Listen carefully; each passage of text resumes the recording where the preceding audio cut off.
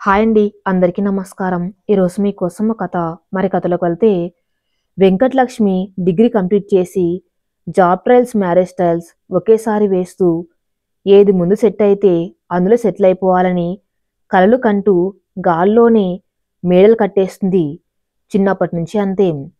తనకి ఒక అక్క, పేరు భాగ్యలక్ష్మి. తండ్రి రమేష్ రోజు కూలి, తల్లి బుజ్జమ్మ ఇంట్లోనే ఉంటుంది. రెక్కాడితే కాని డొక్కాడని కుటుంబం. భాగ్యలక్ష్మికి పెద్దగా చదువు అవ్వకపోవటంతో 10 ఫెయిల్ అయిపోయింది. అప్పటినుంచి 3 సార్లు రాసిన ఫలితం లేకపోవటంతో ఏ ఉద్యోగానికి వెళ్దామన్నా కనీసం 10 పాస్ అవ్వాలని చెప్పడంతో ఇంట్లోనే ఉండిపోయింది.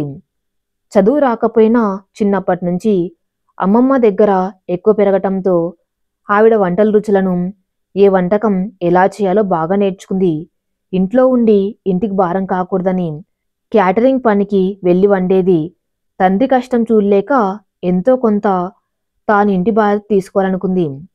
తండ్రి మాత్రం పిల్లల కష్టం మీదని బతకలేని పెద్ద అమ్మాయిని చదువుకోమని చెప్పినా, నాన్న నేనేం కష్టపడ్డం లేదు, తిని కూర్చోకుండా ఏదో నాకొచ్చిన పని చూసుకుంటా అని పనికి వెళ్ళిపోయేది. వెంకటలక్ష్మికి మరీ గొప్పగా చదువు రాకపోయినా సప్లీలు రాసి పాస్ అయిపోయేది. ఎలా అయినా పాస్ అయ్యామా లేదా అనే కదా చూస్తారు అని అనుకునేది.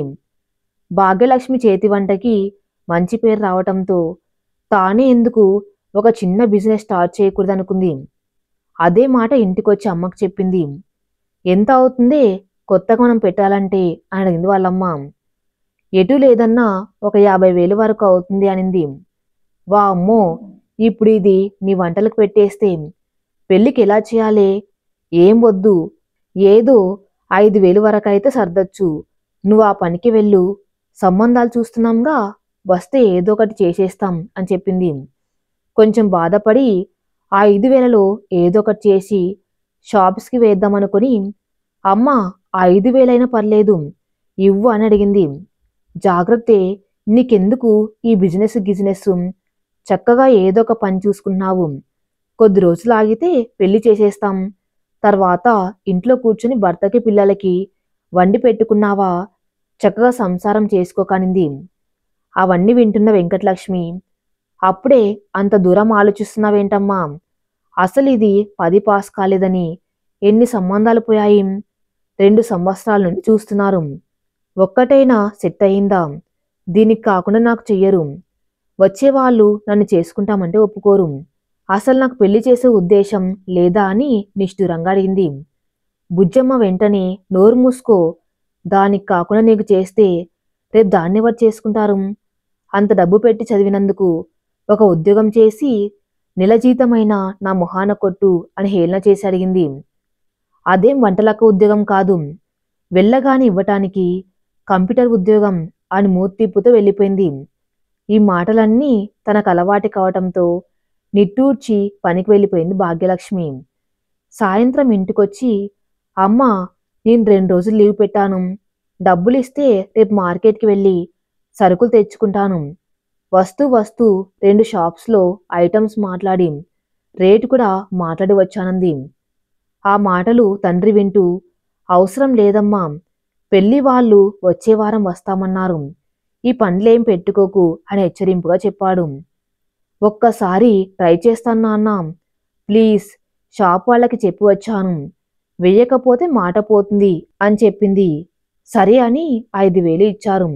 మరుసటి రోజు మార్కెట్కి వెళ్ళి బియ్యం పిండి కొట్టించుకుని లడ్డు కారస్ చేయటానికి, నూనె, శనగపిండి, పప్పు చెక్కలు, అరిసెలు చేయటానికి, ముడి సరుకులు, ప్యాకింగ్ కవర్లు అన్నీ కలిపి 3,000కు తీసుకుని ఇంటికొచ్చింది.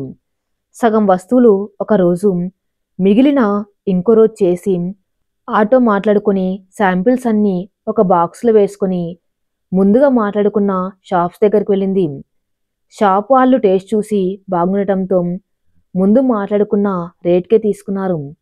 వేరే ఐటమ్స్ కూడా కావాలని ఆర్డర్ ఇచ్చి అడ్వాన్స్గా 10,000 ఇచ్చారు. ఆ డబ్బులు తీసుకుని ఇంటికొచ్చి అడ్వాన్స్ డబ్బులు పక్కన పెట్టి మిగిలిన డబ్బులు చూసుకోగా 6,000 ఉన్నాయి. 4,000 దాటకపోవటంతో ఎటు చూసినా 2,000 పైన ఆదాయం వచ్చింది. తల్లికి చెప్పటంతో సంతోషించి అయినా ఆర్డర్లు ఎప్పుడు రావే, ఉద్యోగంలాగా సేఫ్టీ ఉండదు అని వారించింది. ఇక చేసేది లేక ఉద్యోగం వ్యాపారం రెండు చేసేది. పెద్ద కూతురు కష్టపడుతూ ఉండటంతో వెనకట్ లక్ష్మిని ఆర్డర్ షాప్ వరకు వేసి రమ్మనేవారు. చీ, అవన్నీ తీసుకెళ్దాం, మా ఫ్రెండ్స్ ఎవరైనా చూస్తే నవ్వుతారు, నేను తీసుకెళ్లను అని చెప్పేయటంతో ఆ పని కూడా భాగ్యలక్ష్మిని చేసుకునేది. వచ్చిన సంబంధాలు వాళ్ళు కూడా చెల్లించేసుకుంటా అనడంతో తండ్రి పెద్దమ్మాయికి చేయకుండా చిన్నమ్మాయికి చెయ్యం అని ఖచ్చితంగా చెప్పి పంపేశారు. దాంతో అగ్గి మీద గుగ్గులమైంది వెంకటలక్ష్మి. నాన్న, ఎందుకీ గొడవలు, దానికే చేసేయండి, నాకు రాసి పెట్టినప్పుడు అవుతుంది అని నిరాశగా చెప్పింది. అన్నీ బాగుంటేనే జరగట్లేదమ్మా, ఇక దానికి పెళ్లి చేశామంటే సంబంధాలు ఇంటి వరకు రావు అన్నాడు. ఇంతలో వ్యాపారం కూడా బాగా పుంజుకోవటంతో ఉద్యోగం మానేసి ఫుల్ టైం వ్యాపారం మీద దృష్టి పెట్టింది. స్నాక్సే కాకుండా ఇంకో ఇద్దరు వంట మనుషుల్ని పెట్టుకుని చిన్నపాటి క్యాటరింగ్ సర్వీస్ స్టార్ట్ చేసింది. భాగ్యలక్ష్మి క్యాటరింగ్ అనే పేరు కూడా బాగానే వ్యాపించింది. ఈ సంవత్సరంలో చాలానే మారాయి. దాచిపెట్టుకున్న డబ్బుకి కొంచెం లోన్ తీసుకుని చిన్నపాటి ఇల్లు ఒకటి కొనుక్కున్నారు. భాగ్యలక్ష్మి అన్ని సౌకర్యాలు చేకూర్చింది. బాడుగ ఇంట్లో నుంచి సొంత ఇంట్లోకి మారారు. వెంకటలక్ష్మిని కంప్యూటర్ కోచింగ్ నేర్పించింది. మెల్లగా ఆదాయం నెలకు 50,000కు పైన దాటింది. ఇద్దరు మనుషుల నుంచి 5 మందికి పని కల్పించింది. అంతా బాగా నడుస్తుంది అనుకున్న టైంలో వెంకటలక్ష్మి ఇంట్లో నుంచి వెళ్ళిపోయి పెళ్లి చేసుకుంది. తనతో పాటు కంప్యూటర్ క్లాస్ కోచింగ్ తీసుకుంటున్న ప్రసాద్ అనే అబ్బాయిని ప్రేమించి ఆ అబ్బాయికి ఉద్యోగం రావటంతో ఇంట్లో చెప్తే పెళ్లి కాగమంటారని రహస్యంగా గుళ్ళో చేసుకుంది. ఇక చేసేదేమీ లేక 2 తిట్లు తిట్టి ఇంటికి పిలిచి చిన్న రిసెప్షన్ చేసి అబ్బాయి వాళ్ళు అడిగిన కట్నం ఇచ్చి అత్తారింటికి పంపారు వెంకటలక్ష్మిని. చెల్లికి పెళ్ళయిందన్న విషయం తెలియగానే చాలామంది సంబంధం వద్దని తిప్పి పంపేశారు. మనసులో బాధ గుండెని పిండుతున్నా బయటపడకుండా వ్యాపారం చూసుకుంది. అలాగే ఇంకో సంవత్సరం గడిచిపోతుంది. వ్యాపారం బాగా సాగుతున్నా పెళ్లి మాత్రం వెనక్కిపోతుంది. ఇంతలో వెంకటలక్ష్మి కన్సీవ్ అవ్వటంతో పుట్టింటికి చేరింది. ప్రసాద్ది చిన్న ఉద్యోగం, చిన్న జీతం కావటంతో అప్పటి వరకు ఏ ఇబ్బంది లేకుండా తల్లి తండ్రిని చూసుకుంటూ చెల్లెల్ని చదివించారు. ఇప్పుడు హాస్పిటల్ ఖర్చులు, ఇంటి ఖర్చులు, చెల్లెలి ఫీజు అన్నీ చూసుకోవాలంటే చాలా ఇబ్బంది అయిపోతుంది. అదే విషయం మామగారికి చెప్పటంతో తొలి కాన్పు మా బాధ్యతే కదా బాబు, మీరు ఇంటి ఖర్చు చూసుకోండి, అమ్మాయి డెలివరీ ఖర్చులు మేము పెట్టుకుంటాం, అదే పద్ధతి అని చెప్పాడు. మామగారికి సరే అని తల ఊపి వెంకటలక్ష్మిని పుట్టింట్లో వదిలి వెళ్ళిపోయాడు. భర్త తండ్రి దగ్గర అలా డబ్బులు లేవు అని చెప్పటం తన ప్రెస్టేజ్ దెబ్బతీయటంతో కోపంతో ఇంట్లో వాళ్లతో కావాలని గొడవ పెట్టుకునేది. ప్రెగ్నెంట్గా ఉండటంతో ఇంట్లో వాళ్ళే సర్దుకొని పోయేవారు. అప్పటి వరకు కష్టపడి వచ్చిన భాగ్యలక్ష్మి చూసి పెళ్లి పెటాకులు లేకుండా ఇంట్లో ఉందని హేళన చేసి మాట్లాడేది.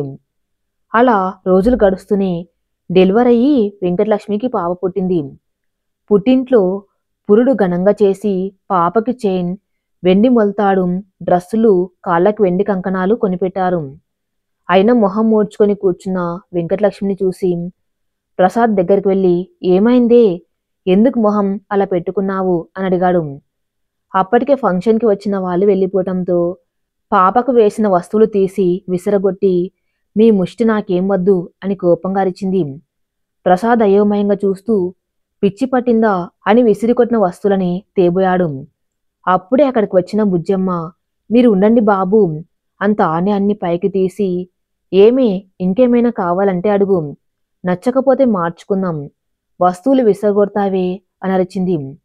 కోపం కట్టలు తెంచుకొని నేను పెళ్లి చేసుకొని వెళ్ళిపోయా కాబట్టి ఈ ముష్టి నాకు వేస్తున్నారు, అది ఇంట్లోనే తిష్ట వేసుకుని కూర్చుంది కాబట్టి అది మహారాణి, ఆ ఆస్తిలో నాకు సగభాగం హక్కు ఉంది అని విషయాన్ని బయటపెట్టింది.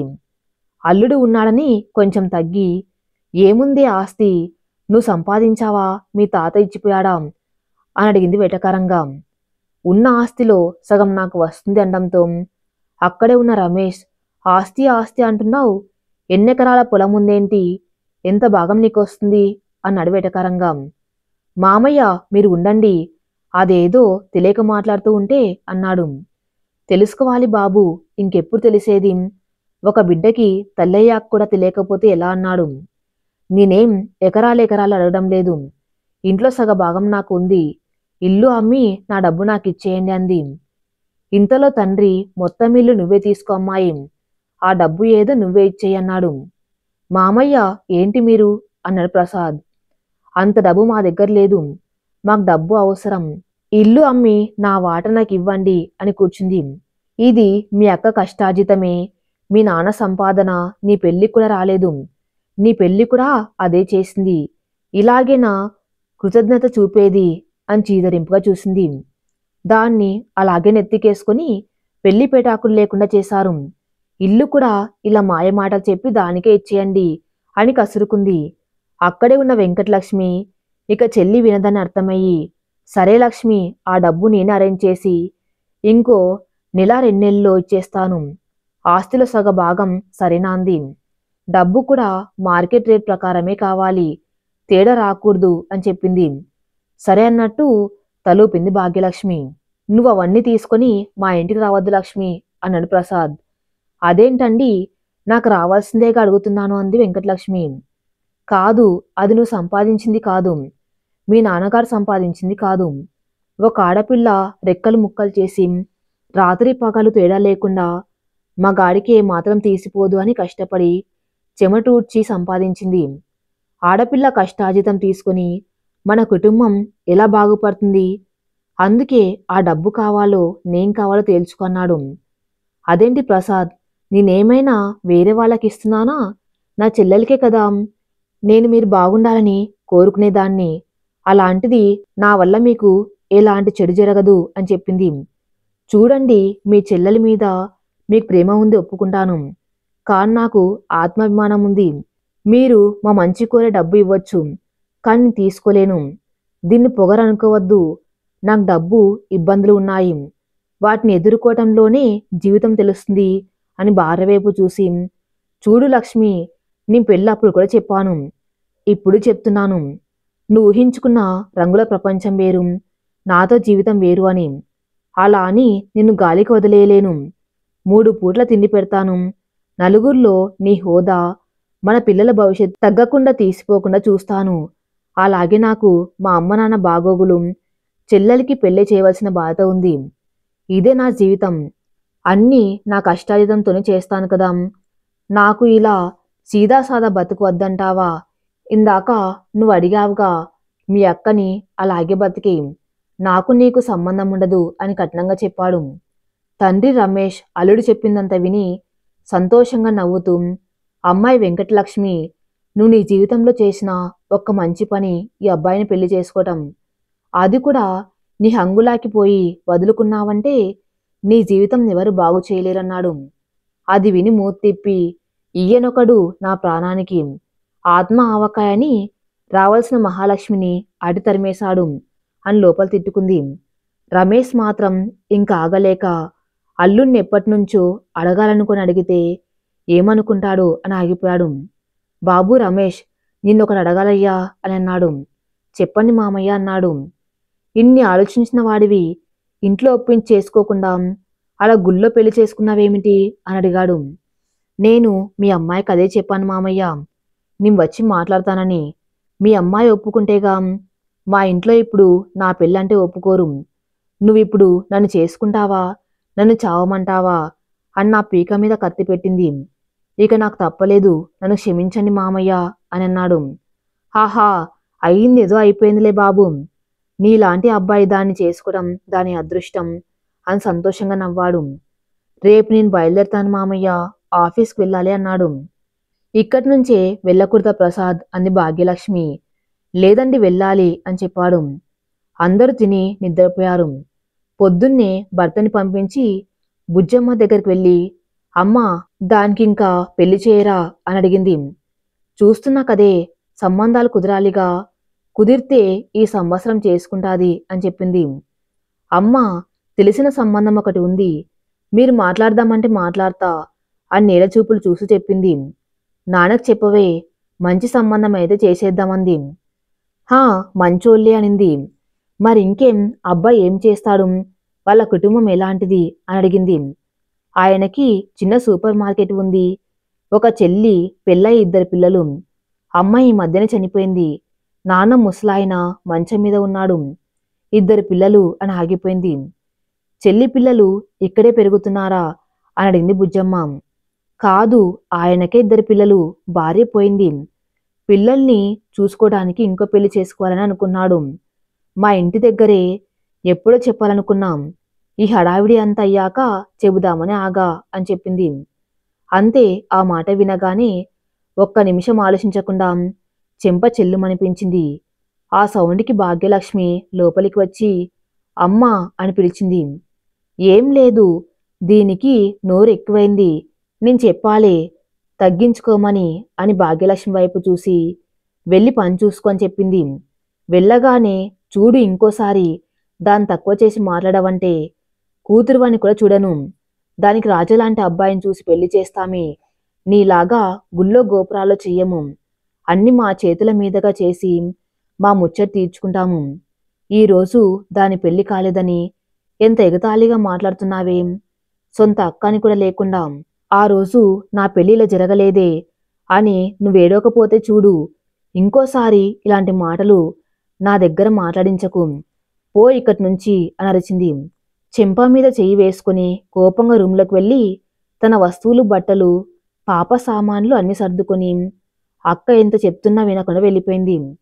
తండ్రి చూస్తూ ఏం మాట్లాడకుండా కూర్చున్నాడు.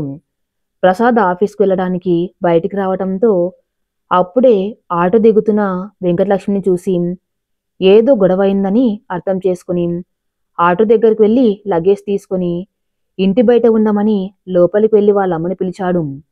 మొదటిసారి పాపతో వచ్చిందని దిష్టి తీసి లోపలికి పంపారు. ఏమైంది లక్ష్మి, రావాలనుకుంటే పొద్దున్న నాతోనే రావచ్చు కదా, కాసేపు వెయిట్ చేసి తీసుకొచ్చి వాణ్ణి అన్నాడు.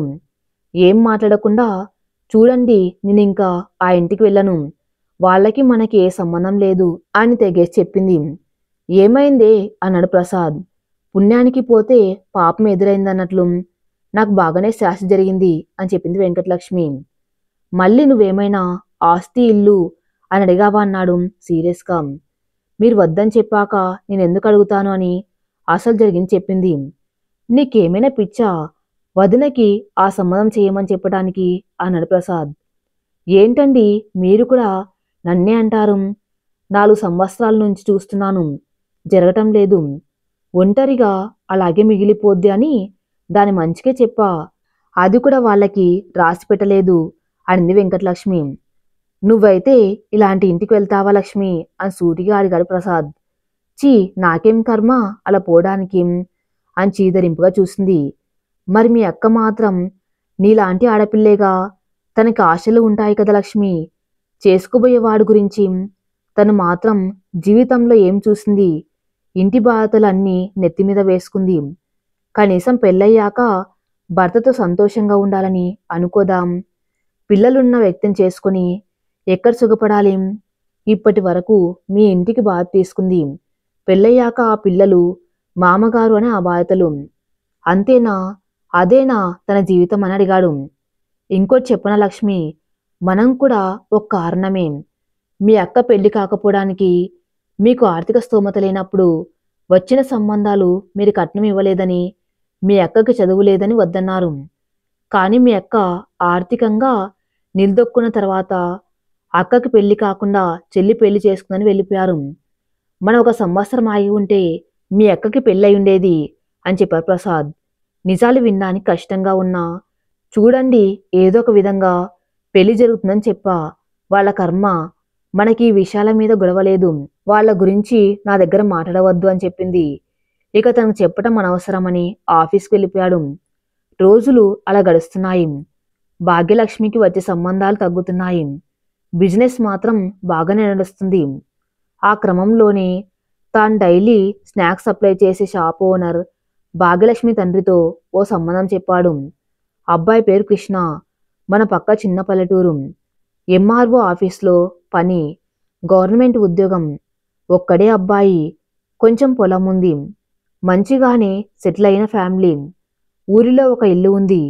ఈ మధ్యనే ఇక్కడ ఉద్యోగం వచ్చాక మన ఇంటికి దగ్గరలో ఒక ఇల్లు కూడా కొన్నారు. పెళ్ళయ్యాక అమ్మాయితో ఇక్కడే ఉంటారు. మీరు పెళ్లి చూపులకు సరే అంటే మంచి రోజు చూసి తీసుకువస్తా అన్నాడు. సరేనండి అని పెళ్లి చూపులకి ఒక రోజు మాట్లాడుకున్నారు. పెళ్లి చూపుల్లోని భాగ్యలక్ష్మి తన గురించి చెప్తూ, నేను ఆడపిల్లనే అయినా పెళ్లి తర్వాత కూడా మా అమ్మా నాన్న బాధ్యత నాదే. అలాగే మీ వాళ్ళ బాధ్యత కూడా.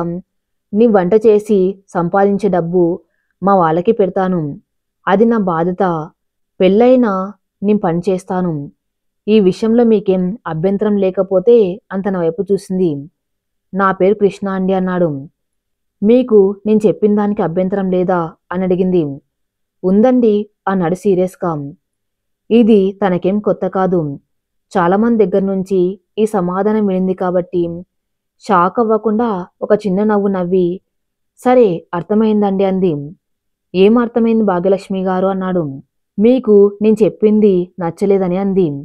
అవునండి, పెళ్ళయ్యాక ఎవరి డబ్బులతో ఎవరిని చూస్తే ఏమవుతుందండి? అంటే మీ ఉద్దేశం నా డబ్బులు మా వాళ్ళకి, నీ డబ్బులు మీ వాళ్ళకి అనేగా చెప్పారు అన్నాడు. అయ్యో, నేను అలా అనలేదండి. నా పేరెంట్స్ బాధ్యత నా మీద ఉంది అని చెప్పానంతే అని అంది. అలా అయితే నాకు మీ వాళ్ళకి సంబంధం లేదనేగా అన్నాడు. అలా కాదండి అనేదో చెప్పేలోపు, నాకు మీరు మీ ఆలోచన విధానం బాగా నచ్చింది. మీకు నేను నచ్చితే మీ వాళ్ళకి నాకు సంబంధం ఉండాలి అనుకుంటే నేను నచ్చాను అని మీ వాళ్ళకి చెప్పండి అన్నాడు. తనేమన్నాడో అర్థమై సిగ్గుతో కిందికి వెళ్ళిపోయింది. ఇంట్లో వాళ్ళకు కూడా సంబంధం నచ్చడంతో ముహూర్తం పెట్టారు. ఎంగేజ్మెంట్ వద్దని డైరెక్ట్గా పెళ్లి ముహూర్తాలు పెట్టమని అబ్బాయి అమ్మ నాన్న వాళ్ళు చెప్పడంతో పెళ్లికే ముహూర్తం పెట్టారు. ఇంకో 20 రోజుల్లో పెళ్లి పెట్టుకోవడంతో రమేష్ బుజ్జమ్మ కొంచెం భయపడ్డారు. పనులు ఎలా అవుతాయో అని. భాగ్యలక్ష్మికి పెళ్లి కుదిరిందని చెప్పడానికి రమేష్ బుజ్జమ్మ వెంకటలక్ష్మి వాళ్ళ ఇంటికి వెళ్లారు. ఆ రోజు ఆదివారం కావటంతో ప్రసాద్ కూడా ఇంట్లోనే ఉన్నాడు. విషయం తెలుసుకుని ప్రసాద్ వాళ్ళ ఫ్యామిలీ చాలా సంతోషించారు. వెంకటలక్ష్మి మాత్రం బయటకు నవ్వుతున్న లోపల మాత్రం మనసులో అసూయతో రగిలిపోతుంది. అమ్మ వెంకటలక్ష్మి, మీ కుటుంబం అంతా ముందే వచ్చి పెళ్లి పనులు మీ చేతుల మీదనే చేయాలి అన్నాడు రమేష్. పైకి ఫేక్ స్మైల్ ఇస్తూ, సరే నాన్న, మీరంతగా చెప్పాలా, మేం ముందే వస్తాం. అవును, కట్నం ఎంత అడిగారు అనింది కళ్ళు పెద్దవి చేసుకొని. వాళ్ళేం వద్దన్నారమ్మా, మనం వట్టి చేతులతో పంపలేం కదా. ఇంటి సామాను నీకు పెట్టినట్లే బంగారం, పెళ్లి ఖర్చులు అంతే, ఏదో మనకు తగనట్టు అని చెప్పింది బుజ్జమ్మ. అంతేలే అని నిట్టూర్చింది. ఇంట్లో అందరిని పిలిచి ఇంక మేము వెళ్ళొస్తామంది బుజ్జమ్మ లేస్తూ. వెంకటలక్ష్మి మాత్రం మనసులో ఉన్న ఒక్క ఇల్లు దాని పేరు మీదే రాసేసి ఉంటారు. చా, ఈయనొకడు, ఆ రోజు నేను ఎలాగోలా సగభాగం తీసుకుని ఉంటాను, అంతా చెడగొట్టాడు అని తిట్టుకుంది భర్తని. లక్ష్మి, ఏం ఆలోచిస్తున్నావు అని అనుమానంగా లక్ష్మి వైపు చూశారు ప్రసాద్.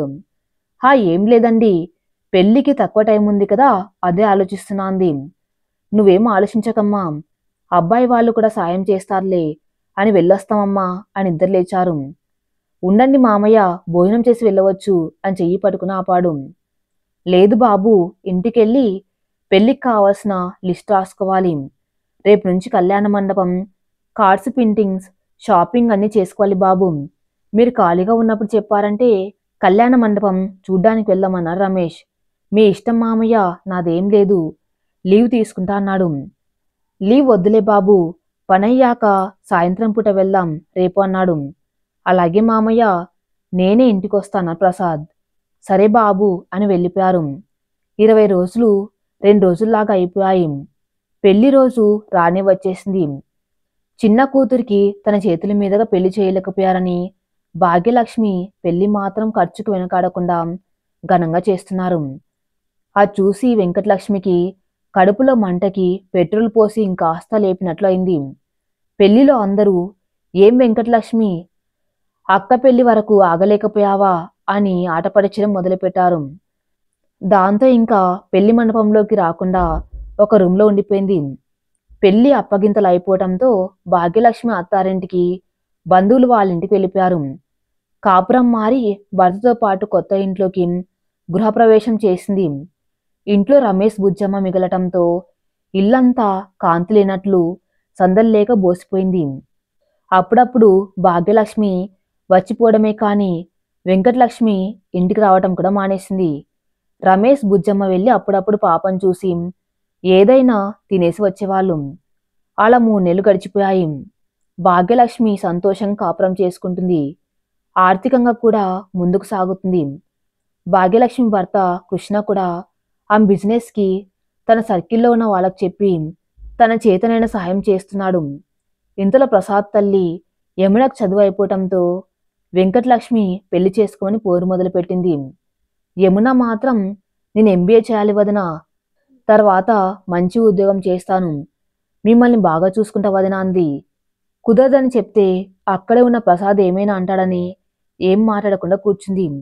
నువ్వెంతవరకు చదువుకుంటావో అంతవరకు చదువుకో చిన్ని, ఈ అన్న నిన్ను చదివిస్తాడమ్మా అనగానే యమున థ్యాంక్స్ అన్నయ్య అంది. అది చూసి వెంకటలక్ష్మి మూతి తిప్పుతూ చదివిస్తాడమ్మా చదివిస్తాడు, మమ్మల్ని రోడ్డు మీద పడేసే వరకు నువ్వు నిద్రపోయేలా లేవుగా, నీ పని ఎలా చెప్పాలో నాకు తెలుసు అని మనసులో అనుకుంది. మరుసటి రోజు ప్రసాద్ వెళ్ళటంతో యమున బ్రెయిన్ వాష్ చేయటానికి మంచిగా యమున దగ్గరికి వెళ్ళి ఏం చేస్తున్నావు యమున అని అడిగింది. ఏం లేదు వదినా, ఖాళీగానే ఉన్నాను అని చెప్పింది. ఇలా రా, మేడ మీదకి వెళ్దాం, మాట్లాడాలి నీతో అని పైకి తీసుకువెళ్ళింది. ఏంటి వదినా అని అడిగింది యమున. ఏం లేదు యమున, నీకు ఒక మంచి సంబంధం చూశాను, అబ్బాయికి మంచి ఉద్యోగం అమ్మా, సొంత ఇల్లు, మంచి కుటుంబం, నీకు ఈడు జోడు బాగుంటాడు అని చెప్పింది. అదేంటి వదినా, నేను చదువుకోవాలని చెప్పా కదా అని అడిగింది. పెళ్లి చేసుకున్నా నీ చదువుకి ఏమి ఇబ్బంది ఉండదమ్మా, వాళ్ళు చదివిస్తారు, ఉద్యోగం కూడా చేయవచ్చు, అంతా నీ ఇష్టమే అని నవ్వుతూ చెప్పింది. అంతలోనే ఏడు మొహం పెట్టి మీ అన్న చదివిస్తానే అంటున్నాడు కానీ ఎంత డబ్బు ఖర్చు అవుతుందమ్మా, ఇప్పటికే పాప ఖర్చులు, అత్తగారు మామయ్య గారు హాస్పిటల్ ఖర్చులు, ఇంటి ఖర్చులు అన్నీ ఒక్కరే లాక్కొస్తున్నారు, ఇప్పటి వరకు నీ చదువుకు కూడా చాలా అయింది, ఇంకా పెట్టాలంటే అప్పు చేయాలి, చేతిలో రూపాయి లేకుండా అప్పుల పాలయ్యి మీ అన్నని రోడ్డు మీద పడమంటావా యమునా అని బాధగా అడిగింది. అంతా విని తను చదువుకోవటం వదినకి ఇష్టం లేదని అర్థమయ్యి తన మనసును చంపుకొని ఇవన్నీ నాకు తెలియదు వదినా, నేను అన్నయ్య రాగానే చెప్తాను, ఏదైనా చిన్న ఉద్యోగం చూసుకుంటానని చెప్పింది. అది విని పర్లేదమ్మా, నీకు చదువుకోవాలని ఉంటే చదువుకో, నా మాటలు విని నీ మనసు మార్చుకోకు, మీ అన్నకి చెప్తే మళ్ళీ నన్ను తిడతాడు, ఏదో మీ అన్న కష్టం చూడలేక చెప్పా అనేది వెంకటలక్ష్మి. నేను అన్నతో ఏం చెప్పను వదినా, నేనే ఈ నిర్ణయం తీసుకున్నా అని చెప్తానని చెప్పి బాధగా కిందికి వెళ్ళిపోయింది. అక్కడే నిలబడి చూస్తూ ఉద్యోగం కాదే, నీకు పెళ్లి చేసేస్తా, ఒక పని అయిపోతుంది అనింది. సాయంత్రం ప్రసాద్ ఇంటికి వచ్చి రాత్రి భోజనం చేస్తూ చిన్ని కాలేజ్ చూసుకున్నావా, మళ్ళీ సీట్లు అయిపోతాయన్నాడు. అన్న అడగగానే తన వైపు చూసి నేను ఏదైనా జాబ్ చూసుకుంటా అన్నయ్యా, నాకు ఇదే బెటర్ అనిపిస్తుంది అని చెప్పింది. సడన్గా ఏంటి, నేను నువ్వే కదా ఎంబీఏ చేస్తా అన్నావు అన్నాడు అనుమానంగా చూస్తూ. మళ్ళీ చదివే ఓపిక నాకు లేదు, నేను ఒక జాబ్ చూసుకుంటా అని చెప్పింది. వెంకటలక్ష్మి యమునకు తోడై ఏంటండి బలవంతం చేస్తారు, ఎప్పుడైనా ఉద్యోగం చేయడానికి కదా చదువుతారు, అదేదో ఇప్పుడే చేస్తుందని చెప్పింది. చేస్తుంది లక్ష్మి, మీ బావగారు చేసే గవర్నమెంట్ పనికి నా పనికి తేడా ఉంది కదా, అలాగే ఇది కూడా అని అరిచాడు. ఆ మాట విని వెంకటలక్ష్మి కోపం వచ్చి మిమ్మల్ని మీరు తక్కువ చేసుకుంటారెందుకు అని అరిచింది. తక్కువ చేసుకోవటం కాదు, వాస్తవం చెప్తున్నా అన్నాడు. గొడవ పెద్దదవుతుందని ప్లీజ్ అన్నయ్య ఆగండి, నాకిష్టం లేదు వదిలేయండి, ఉద్యోగం చేస్తా అన్నా కదా అని ప్లేట్ సింక్లో వేసి తన రూమ్కి వెళ్ళిపోయింది. ఇంకా తన్ని బలవంతం చేయకూడదని తాను కూడా తిని లేచి పడుకోవడానికి వెళ్ళిపోయాడు. రూమ్లోకి వచ్చిన వెంకటలక్ష్మి ఏమండి, యమున ఉద్యోగం చేసి మనల్ని చూసుకోవాలా, తనకెందుకంత కష్టం అని మెల్లగా చెప్పింది. ఉద్యోగం కష్టం ఏం కాదు లక్ష్మి, ఎవరి మీద ఆధారపడకుండా బతకడానికి తన సంపాదన తానే సంపాదించుకుంటుంది అని చెప్పాడు. అది కాదండి, మొన్న ఒక సంబంధం చెప్పా కదా, అబ్బాయిది మంచి ఉద్యోగం అండి, మంచి కుటుంబం, మా అక్క భాగ్యలక్ష్మి వాళ్ళ అత్తగారు అడిగారు, పెళ్ళయ్యాకైనా ఉద్యోగం చేసుకోవచ్చు. మంచి సంబంధం పోతే మళ్ళీ రాదు. తాను ఎలాగో చదవనంటుంది కదా. మీరొకసారి ఈ సంబంధం గురించి మామయ్య వాళ్ళకు చెప్పండి. మా అక్క కూడా మంచి సంబంధం అని చెప్పిందని ప్రసాద్కి మంచిగా నూరిపోసింది. చదువుకు చెప్పినట్లే పెళ్ళికి కూడా మిద్దె మీదకు తీసుకువెళ్ళి ఒప్పించి ప్రసాద్ని కూడా పెళ్లికి ఒప్పించేసింది. సంబంధం మంచిది కావటంతో ప్రసాద్ కూడా ఆనందంగా ఒప్పుకున్నాడు. కాకపోతే అబ్బాయికి మంచి ఉద్యోగం, ఆస్తి కూడా బాగా ఉండటంతో కట్నం ఎక్కువ అడిగారు. ప్రసాద్ సంబంధం వద్దనలేక ప్రసాద్ ఇంటిని ఎవరికి చెప్పకుండా తాకట్టు పెట్టి పెళ్లి ఘనంగా చేశాడు. యమున చదువుకుంటానడంతో అబ్బాయి వాళ్లే ఫీజు కట్టి కాలేజ్ చేర్పించారు. వెంకటలక్ష్మి కూడా ప్రశాంతంగా పాపం చూసుకుంటుంది. ప్రసాద్ మాత్రం ఇంటి ఖర్చులతో పాటు పెళ్లికి తీసుకున్న లోన్ కూడా కట్టవలసి రావడంతో తన జీతం చాలక ఇంట్లో చెప్పలేక మనసులోనే కుమిలిపోతూ ఓవర్ టైం చేస్తూ అవి చాలక చిన్న చిన్న అప్పులు తీసుకొని లోన్ కట్టడం స్టార్ట్ చేశాడు. 6 నెలలు గడవగానే భాగ్యలక్ష్మి కన్సీవ్ అవడంతో అందరూ హ్యాపీగా ఫీల్ అయ్యారు. కొద్ది నెలల తర్వాత డెలివరీ కోసం పుట్టింటికి చేరింది భాగ్యలక్ష్మి. తను చూడ్డానికి వచ్చిన ప్రసాద్ని చూసి షాక్ అయింది. బాగా బక్క చిక్కిపోయి మొహం పీక్కొని అసలు రూపు లేకుండా పోయిన ప్రసాద్ని చూసి ఏమైంది ప్రసాద్, అలా అయిపోయావేంటి అని అడిగింది. అక్కడే ఉన్న రమేష్, ఓవర్ టైం డ్యూటీ చేస్తున్నాడమ్మా, అందుకే అలా అయిపోయాడు. మీ చెల్లి చదువుకుంది కదా, ఏదో ఒక ఉద్యోగానికి వెళ్తే పాపని అత్తమామలు చూసుకుంటే అది ఒక 4 రాళ్ళు సంపాదిస్తే ప్రసాద్కి కొంచెం బాగుంటుంది. అదేమో మా ఆయన బాగానే ఉన్నాడు, మీకేం నొప్పి అని మనల్ని అంటాది అని అన్నాడు. అది విన్నవ్వి నేనింక వెళ్ళొస్తా అండి అని లేచి వెళ్ళిపోయాడు. అలా చూస్తూ ఉండగానే భాగ్యలక్ష్మి కూడా డెలివరీ అయ్యి ఒక పాప పుట్టింది. హాస్పిటల్కి ప్రసాద్ వచ్చి పాపను చూసి నవ్వి చేతికి తీసుకుని ముద్దు పెట్టి ఆడిస్తున్నాడు. ఇంతలో ఇంటి నుంచి వెంకటలక్ష్మి ఫోన్ చేసి ఏడుస్తూ, ఏమండి, ఎవరు రౌడీలు మన ఇంటి మీదకు వచ్చారండి, వస్తువులు బయటేస్తున్నారు అని భయంగా చెప్పింది. ప్రసాద్ షాక్ అయి నేనిప్పుడే వస్తున్నా అని పాపని ఉయ్యల్లో వేసి నేనిప్పుడే వస్తానని కంగారుగా ఒక రకంగా పరిగెత్తాడు. ప్రసాద్ కంగారు చూసి కృష్ణ కూడా వెనక్కి వెళ్ళాడు. రమేష్ బుజ్జమ్మ కూడా ఏమైందో అని ఆలోచిస్తున్నారు. కానీ బెడ్ మీద ఉన్న కూతుర్ని చూసి వెళ్ళలేక అక్కడే ఉండిపోయారు. ప్రసాద్ ఇంటికి చేరేసరికి ఒక 10-12 మంది చుట్టూ చేరి అరుస్తూ అప్పటికే కొన్ని సామాన్లు బయటకు పడేశారు. వెంకటలక్ష్మి ఏడుస్తూ లోపలే గడియ పెట్టుకుంది. ఇంట్లో అత్తమామ కూడా లోపలే ఉండిపోయారు. ప్రసాద్ వచ్చి వాళ్ళకు సర్ది చెప్తున్నాడు. కానీ ఎవరు వినిపించుకునే పరిస్థితులు లేరు. ప్రసాద్ గొంతు విని బయటికి వచ్చిన వెంకటలక్ష్మిని చూసి, లక్ష్మి, నువ్వు లోపలికి వెళ్ళు అని చెప్పారు ప్రసాద్. వెనక్కి వచ్చిన కృష్ణ ఏమైందో అడగటానికి ముందుకు వెళ్ళేసరికి గుంపులో ఒకడు ప్రసాద్ చొక్క పట్టుకుని లాగబోయాడు. కృష్ణ వెళ్ళి ఆపేసరికి అసలు ఏమైందో చెప్పమని అడిగాడు ప్రసాద్ వైపు చూస్తూ. ప్రసాద్, నేను చూసుకుంటా అన్నా, మీరు హాస్పిటల్కి వెళ్ళండి, పెద్ద సమస్య ఏం కాదు అని పంపించబోయాడు. ఇంతలో గుంపులో నుంచి ఒక అతను, పెద్ద సమస్య కాదా, అయితే నాకు ఇవ్వవలసిన 20,000 ఇవ్వచ్చుగా, నేను వెళ్ళిపోతా అనడంతో అందరూ తమకి ఇవ్వవలసిన డబ్బులు అడగడం స్టార్ట్ చేశారు. కృష్ణకు అప్పుడు అర్థమైంది, అక్కడున్న వాళ్ళందరికీ ఇంకో వారంలో సెటిల్ చేస్తానని తానే పూచి అని చెప్పి తన ఇంటి అడ్రస్ ఇచ్చి పంపాడు. అక్కడితో శాంతించి వాళ్ళు వెళ్ళిపోయారు. ప్రసాద్, కృష్ణ ఇద్దరు లోపలికి వెళ్లారు. చూచాయగా ఆడపడచ్చు పెళ్లికి చేసిన అప్పులని వెంకటలక్ష్మికి అర్థమైంది. ఈ టైంలో అక్క బావగారే ఏదైనా సహాయం చేస్తారని అనుకుని కృష్ణ రాగానే మర్యాదలు చేసి మంచిగా మాట్లాడింది. ప్రసాద్ని చూస్తూ, ఏంటి ప్రసాద్ ఇది, మేము అంత పరాయి వాళ్ళమా, మాకు ఒక్క మాట అయినా చెప్పలేకపోయావా, ఇంత దూరం తెచ్చుకున్నారు అని ఇద్దరు వైపు చూస్తూ అన్నారు కృష్ణ. నాకసలు తెలీదు బావగారు, అంత అప్పులు ఉన్నాయని, నాకేదైనా చెప్పి చేస్తేగా ఈ మనిషి అని ఏడుపు అందుకుంది.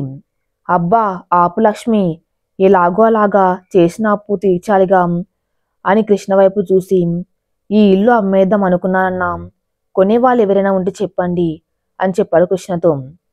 ఆ మాటకందరూ నోట మాట లేకుండా ప్రసాద్ని చూస్తూ ఉండిపోయారు. ఇది కరెక్ట్ కాదు ప్రసాద్, ఈ వయసులో పిన్ని బాబాయ్ పాప ఎంత చిన్నది, ఇల్లు అమ్మి అద్దె ఇంట్లో ఉంటే అద్దె కడతావా, పాపను చూసుకుంటారా, పిన్ని బాబాయిని చూసుకుంటావా, అది ఇంకా తెలివి తక్కువ పని. అయినా ఇవి చిల్లర బాకీలే కదా, మనమే ఏదో ఒకటి ఆలోచిద్దాం అని ధైర్యం చెప్పాడు కృష్ణ. ఇవి చిల్లర బాకీలే అన్నా, బ్యాంకులో ఇల్లు తాకట్టు పెట్టాను, ఆ వడ్డీ కట్టడానికి ఈ అప్పులయ్యాయి అని చెప్పాడు. ఇల్లు బ్యాంకులో పెట్టావా అని అందరూ ఒకేసారి ప్రసాద్ వైపు చూశారు. ఏంట్రా నువ్వు ఇంత పని చేశావు, ఇప్పుడు ఇల్లు అమ్మి రోడ్డు మీద పడాలా అని ప్రసాద్ అమ్మ నాన్న అక్కడే కూలబడ్డారు. కృష్ణ కూడా కొంచెం షాక్ అయినా, సరేలే కృష్ణ, అయిందేదో అయిపోయింది, ఒక 2 నెలలు టైం అడుగు, ఇల్లు బ్యాంక్ నుంచి విడిపించుకుందాం, ఇప్పుడు వచ్చిన వాళ్ళకి నేను సర్దుతానన్నాడు. ప్రసాద్ అందుకు ఒప్పుకోలేదు. నేను ఊరికే డబ్బు తీసుకోలేను అని నిర్మోహమాటంగా చెప్పేశాడు. ఇంతలో ప్రసాద్ వాళ్ళ అమ్మగారు, బాబు కృష్ణ, ఇల్లు అమ్మేయటమే దీనికి పరిష్కారం, కొనేవాళ్ళుంటే చూడు బాబు అని చెప్పి లోపలికి వెళ్ళిపోయింది. కృష్ణ కూడా ఏం మాట్లాడకుండా లేచి హాస్పిటల్కి వచ్చేశాడు. వెంకటలక్ష్మి చెప్పకుండా ఇల్లు బ్యాంకులో పెట్టాడని పెద్ద గొడవే చేసింది ప్రసాద్తో. ప్రసాద్ కూడా, నువ్వే కదా మంచి సంబంధం తెచ్చావు, చిన్ని కూడా చదవను అంది, అందుకే కట్నం ఎక్కువైనా పెళ్లి చేశాను అని అరిచాడు. అంత కట్నమని మాకెందుకు చెప్పలేదు, ఇంకో సంబంధం చూసేవాళ్ళం కదా, ఇప్పుడు ఆవిడ గారు మహారాణిలాగా అత్తారింట్లో కూర్చుంది, అప్పు కట్టలేక మనం రోడ్డు మీద పడ్డాం అని అడిగింది. నీకు మీ అమ్మ నాన్న కట్నం ఇస్తేనేగా పెళ్లి జరిగింది, పైగా ఇంట్లో సగ భాగం అడిగావు, అప్పుడేమనిపించలేదా, ఇప్పుడు నా చెల్లికి పెట్టేసరికి కష్టం తెలిసిందా అని ఇంకా గట్టిగా అరిచాడు.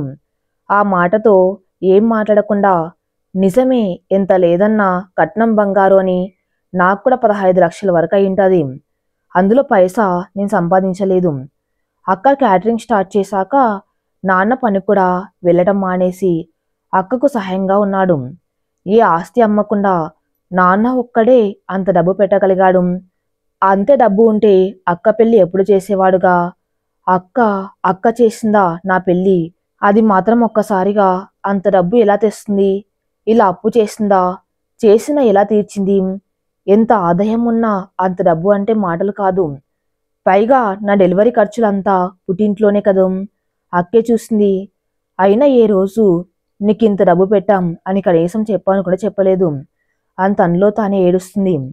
లక్ష్మి ఏడుస్తుండటంతో ప్రసాద్ కూడా కొంచెం తగ్గి, ఇప్పుడు ఏమైందే, ఎందుకు ఆ ఏడుపు, ఈ ఇల్లు కాకపోతే ఇంకో చిన్న ఇల్లు చూసుకుందాం, నిన్ను పాపని అమ్మ నాన్నకు 3 పూట్ల భోజనం పెట్టగలను, పెద్ద ఇంట్లో ఉంటేనా సుఖం అని ఓదార్చాడు.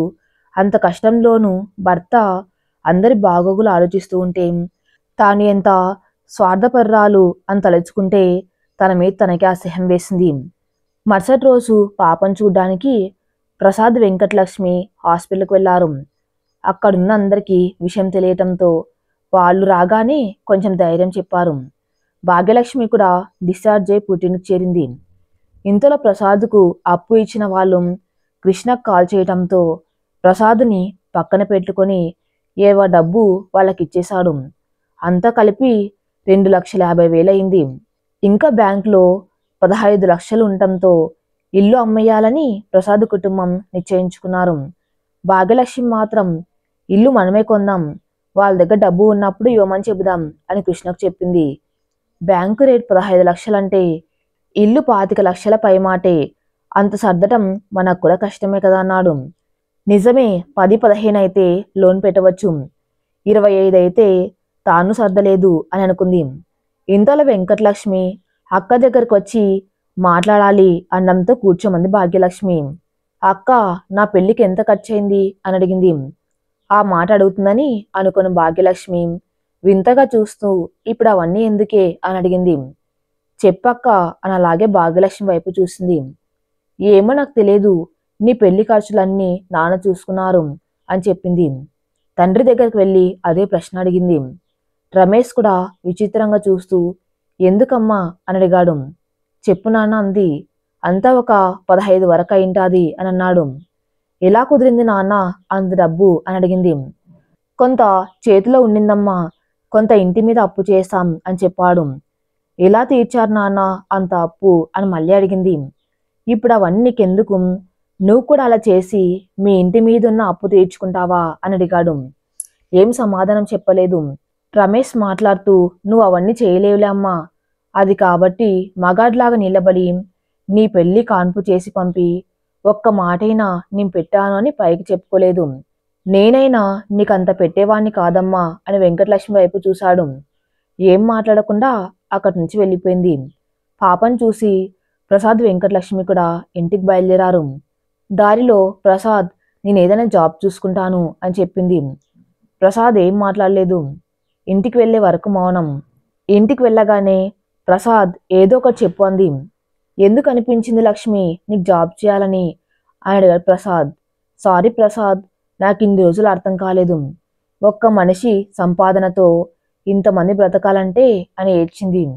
నేను నీకు తోడుగా ఉద్యోగం చేస్తా ప్రసాద్, నాకు బాధ ఉంది. చదువు రాని మా అక్క తెలివితో ఇంత దూరం మమ్మల్ని లాక్కొచ్చింది.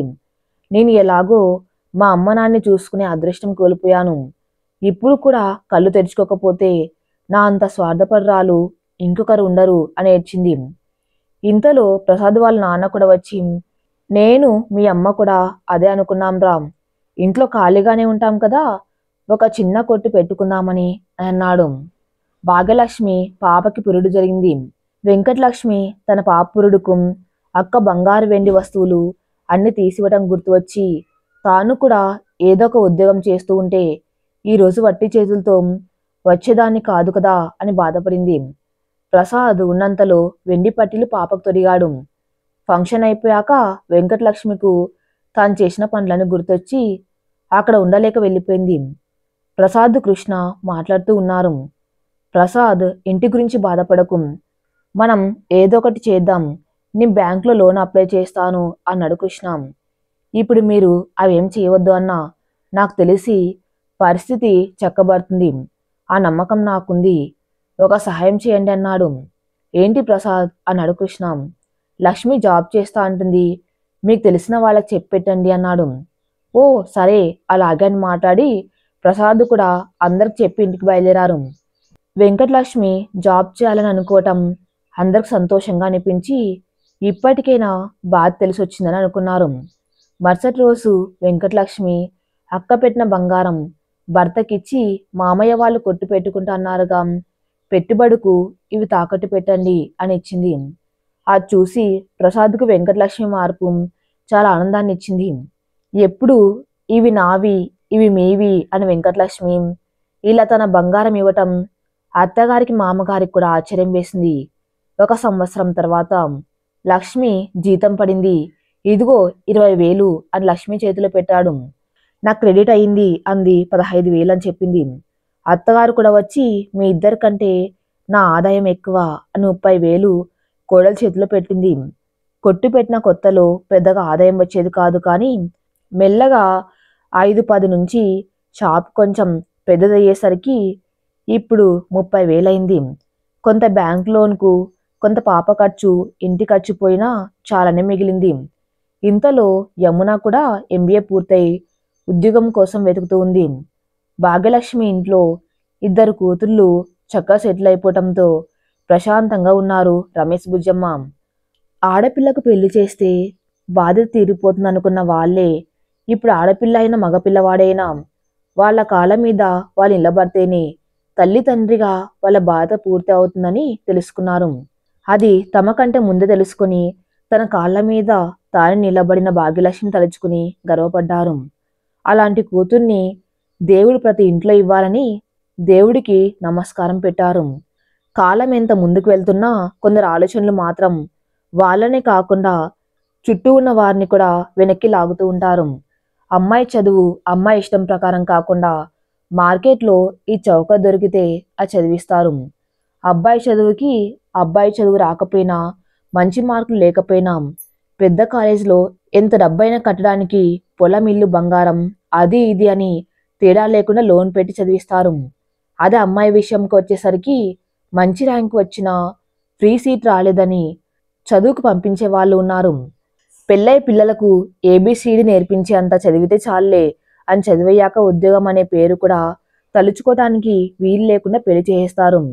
పెళ్ళయ్యాక ఏదో ఒకటి చేద్దామనుకుంటే మొగుడికి పిల్లలకి వండి వాచటం అక్కడికే అయిపోతుంది.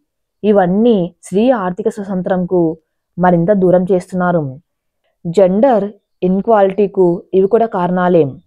మన ఇంట్లో ఆడపిల్లలకి ఇలాంటి పరిస్థితి రాకూడదంటే ఇప్పటి నుంచి ఆడపిల్లలకి ఇండివిజువాలిటీ డెవలప్ చేయాలి. ఇది ఆడపిల్లల పని, ఇది మగపిల్లల పని అని చిన్న వస్తువుల నుంచి వేరు చేసే చూపకూడదు. ఇవన్నీ పిల్లల నుంచి వాళ్ళ మనస్సు మీద తీవ్ర ప్రభావం చూపుతాయి. కాబట్టి మన ఇంటి నుంచి మనమే మార్పుకి శ్రీకారం చూద్దాం. ఈ కథ ఇంతటితో సమాప్తం. మరిన్ని మంచి స్టోరీస్ కోసం నా ఛానల్ని ఫాలో అవుతూ ఉండండి. Thank you for listening.